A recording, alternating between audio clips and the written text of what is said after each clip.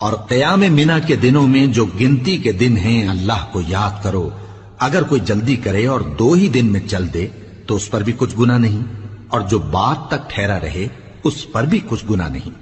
یہ باتیں اس شخص کے لیے ہیں جو اللہ سے ڈرے، اور تم لوگ اللہ سے ڈرتے رہو اور جان رکھو کہ تم سب اس کے پاس جمع کیے جاؤ گے.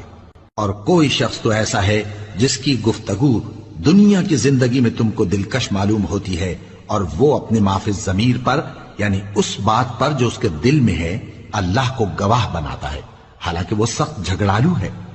اور جب پیٹ پھیر کر چلا جاتا ہے تو زمین میں دوڑتا پھرتا ہے تاکہ اس میں فتنہ انگیزی کرے اور کھیتی کو برباد اور انسانوں اور حیوانوں کی نسل کو نابود کر دے.